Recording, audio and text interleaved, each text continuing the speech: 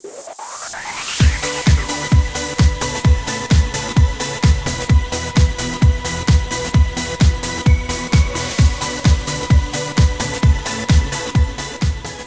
folks, hope you guys are doing well as usual, and thanks for tuning in and checking out another one of my travel videos. This time we're in beautiful Malta. But before we jump into the video, can I just ask you click the like and subscribe button. YouTube doesn't seem to push my long form videos as much as my shorts, and so for this reason I don't get as many subscribers off these types of travel videos. So it would really help the channel if you would click that subscribe button, as it helps me make these types of videos for you folks. Thank you. Now I like to start my videos at the airport because the majority of holidays I do are package deals, and that usually involves a flight.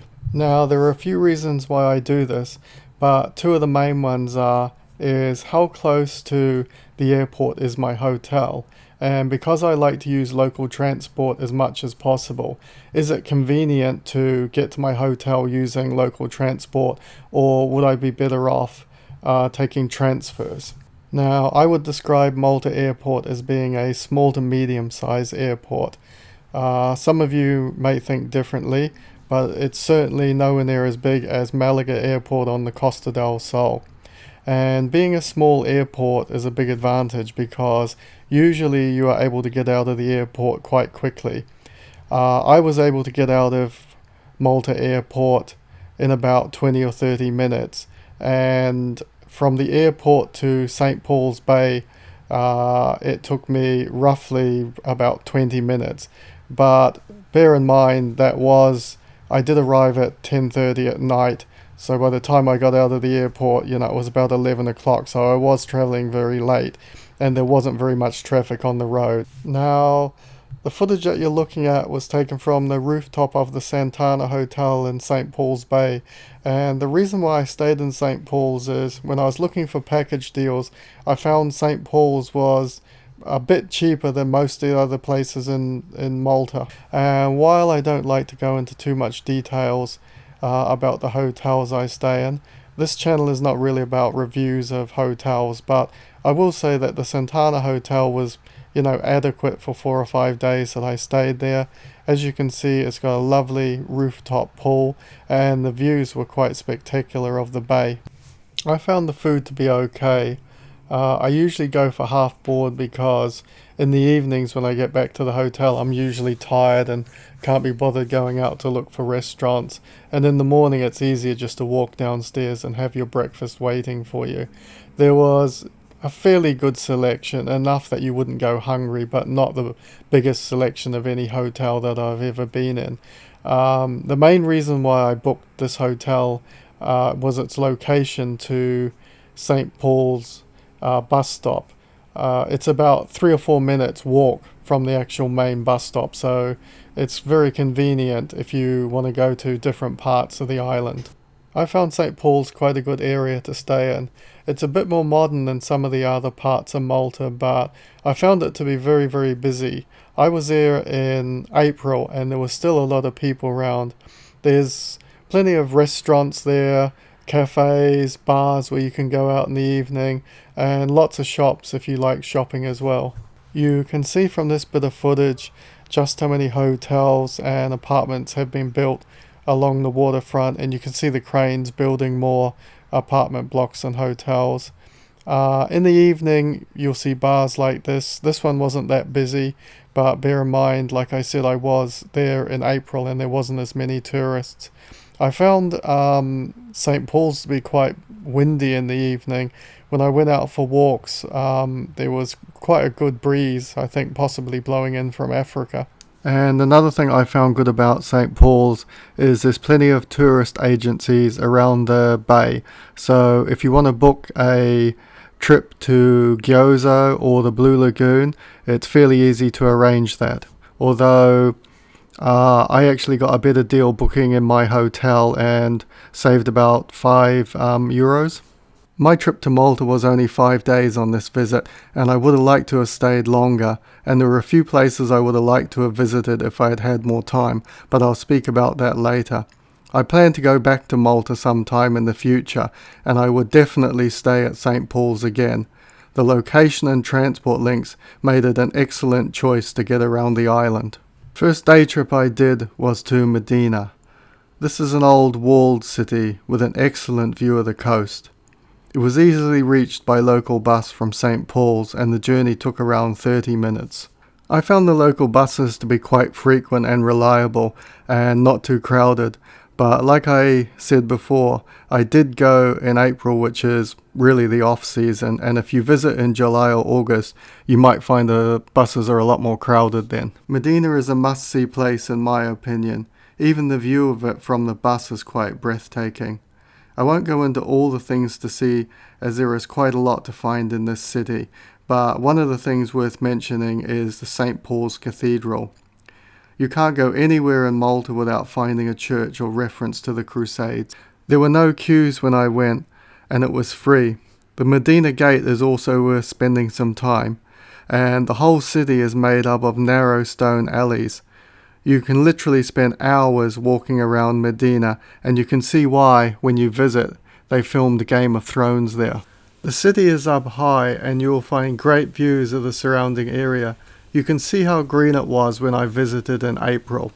There are places to eat and drink in Mdina, but not many. You will find a lot more in Rabat, which is only a few minutes walk from Mdina. It's where I stopped and had lunch, grabbed a coffee and had an ice cream on my way back to St. Paul's. I did one of those tourist choo-choo trains that go around towns or along waterfronts. Some people like them, other people might think they're a bit boring, but they're a good way to have a look around an area without walking your legs off. The trip around Mdina took about 30 minutes and off the top of my head I think it cost €5, so it was quite good value for that.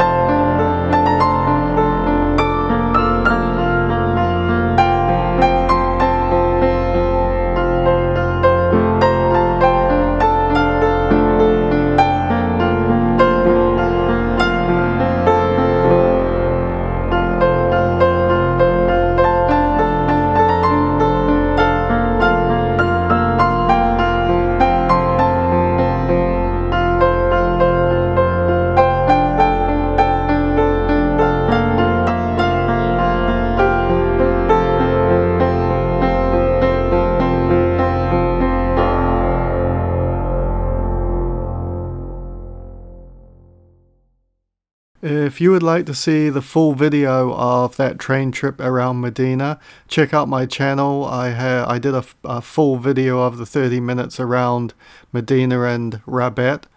And the next place we are going to visit is Valletta. The bus journey from St. Paul's to Valletta takes about 45 minutes, but I got off at Salema and took a ferry to Valletta.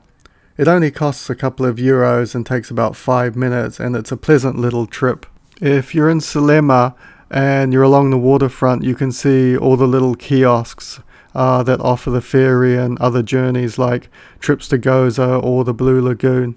I had really good weather when I was there in April. It was blue skies every day, no rain or anything. It wasn't the warmest. I was wearing a pullover or had a pullover with me most days. and you can see from like the video here, you know, people are walking around in pants rather than shorts, and you know, so it's not the hottest if you go that time of year. This is the Upper Barrack Gardens, and it's basically right at the top, so if you just keep going up the main street, you'll hit this kind of like big open square, and then it's just on the left, and it has fabulous views of three cities, which is where you can get a ferry over to there, which I'll be showing you later on. I would leave at least a day for Valletta. There really is that much to do there, and you can spend hours just walking around the streets and having a look at the, you know, cultural places. It's a real amazing place that I've been to lots and lots of different countries, seen lots of different things, but some of the places I saw in Malta, I've never seen anything like that before. And you know, you can really tell, like when you watch Game of Thrones, why they filmed it there, because you know, it's like walking back 1,000 years. You know, it really hasn't changed in that amount of time. So, you know, I would spend definitely a day there. And I actually, when I was there, I actually went there a second time because I wasn't able to fit in three cities. So I went back down to Valletta, and then I didn't spend as much time there, and then I crossed over into three cities to do that as well. But you definitely need, you know, a full day. This is St. John's Co-Cathedral. Unfortunately, it's not free. It costs 15 euros. I was able to buy tickets on the day, but you know, if you're going in July or August and you know you're worried about getting in, you can also book on their website. It's definitely worth a visit. I spent, you know, at least an hour there, maybe an hour and a half. And you can see from the video, it's just, you know, it's just an absolutely beautiful old cathedral.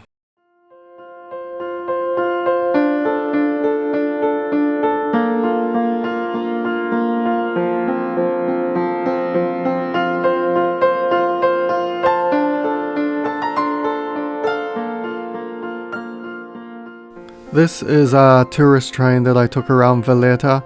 Off the top of my head, I think it costs about 5 or 6 euros. Took about half an hour, and you can see the whole video of this trip on my channel as well. So look that up if you're interested.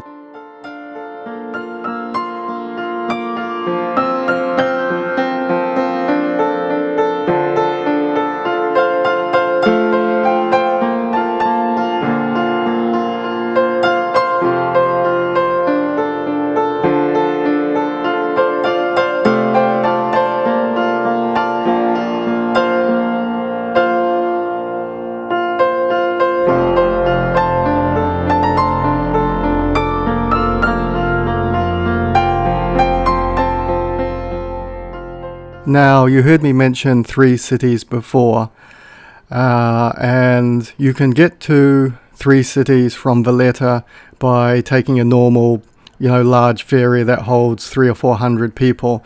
But I found the easiest way, if you go down to the waterfront, you can find these little kind of water taxis, and they will take you across from Valletta to three cities as well. And the great thing about these is, you know, they're kind of small, traditional looking boats, and it only costs 2 euros to go from Valletta to three cities. And it's, in my opinion, it was a lot more exciting journey in one of these little boats rather than going in a large ferry. I enjoyed it very much, and it's very, very popular as well. The little boats were constantly going from both sides, and most of the time they were full as well.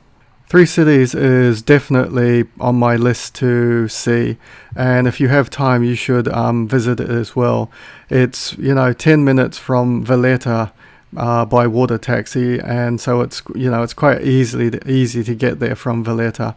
I spent about 5 or 6 hours there, and there was still a couple of places that I would have liked to have seen that I didn't get a chance to see, you know, because I just ran out of time. But you can see that, you know, this place is just absolutely amazing, like the whole of Malta. And if I went back to when I go back to Malta, I'll definitely try to go back to a couple of the places in 3 cities that I never got to visit.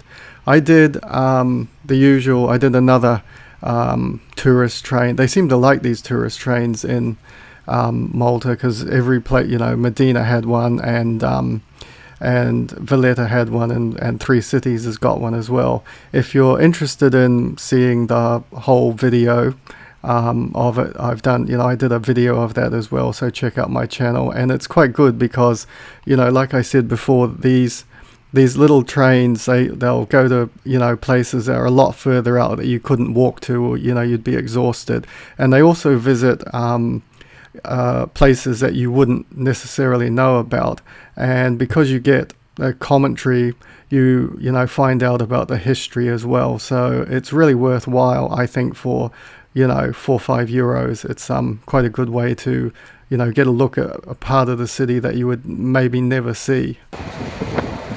We are in the city of Gozo. On our left side is the chapel of Saint Teresa. Across the port on the right is a nice view of the fortified city of Saint. I could go on about Valletta for a lot longer, and there's definitely a lot more to see than what I showed you, but I think it gave you quite a good overview of the city and what's there. And I want to move on to other places that I visited in Malta. I mentioned before that I did a trip to Gozo, Comino, the Blue Lagoon, and I said before I actually got a slightly better deal in my hotel than booking along the waterfront on St. Paul's. I think I saved about €5. I think the price on that was €29, and at some of the tourist agencies I looked at, I think it was like 35 for that trip. Unfortunately, the day I went, the weather was really, really bad, and you just saw that red ferry wasn't able to berth in St. Paul's, so they drove us north or round the island to a bigger ferry terminal. And this ferry you see is the ferry that I actually went on, and that took us out to Gozo.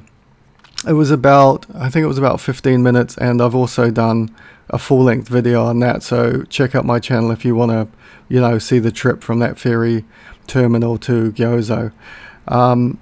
Gozo was really nice. The package that I did, everything was paid for once you were there, and they once you get onto the island of Gozo,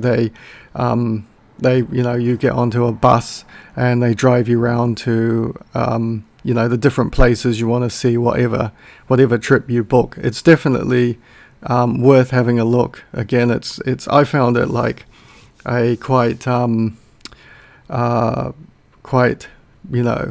exciting place to visit. It's not as built up, I would say, as the rest of Malta. You can see it's kind of like smaller buildings and things like that, but it's definitely worth spending. It was worth spending your money to do this type of trip, and there's lots of things to see depending on which package you do. As usual, there's plenty of like tourist shops to buy some gifts or something. If you want to get drinks or sit down and have food, if you had got time. We were a little bit short for time because it took an hour to get us from St. Paul's to that big ferry terminal, so our trip was a little bit rushed. This here is the boat I took from Gozo to Comino, which is where you see the Blue Lagoon, and that was part of the package deal. The Blue Lagoon was like nice. It's really just a tiny little kind of lagoon where it's like it looks quite picturesque. It was about another 15 or 20 minutes, I think, to get to Gozo to Comino, but it was a nice trip. If you like being on boats and sailing, it's a kind of great day out because you do spend a lot of time on the water, sailing around. And this is the Blue Lagoon here. Really nice picturesque thing. We didn't spend that much time here. I think I was only here for about half an hour, 40 minutes, and then you kind of, by the time the ship stops and you get off, and it's about a 10-minute walk around. So you've got about, depending on which trip you're doing, you might have longer or shorter, but I only had about 10 or 15 minutes. I actually went for a swim here. It was the only place in Malta I went for a swim, and it was the first time in my life that I ever got stung by a jellyfish. And I've been surfing and swimming all over the world for years, and I've never ever once been stung by a jellyfish. I'm pretty sure it was a jellyfish because it's the only thing I can think of, and the marks are still on my body. They haven't disappeared. And I was reading on some of the online forums that basically there was other people have been stung around Malta by jellyfish as well. So it was quite painful, and I was a bit worried when it first happened to me. And I spoke to the guys on the boat, and they were like, no, it's not dangerous or anything, I guess, unless you have an allergy or something. But yeah, that's my trip to Malta. It was really, really worth it. I spent about, for 5 days, including half board, £350, plus I took another 150 for spending, and I would definitely go back. The last bits you're looking at here are from the Malta Car Museum that I visited. That's in St. Paul's Bay as well. So it's it's worth a couple of hours if you want to check that out. And as usual, people, I want to thank you for watching my video, and it would really help if you would like and subscribe, because it really helps the channel out and it helps me make these videos in the future. Thank you very much.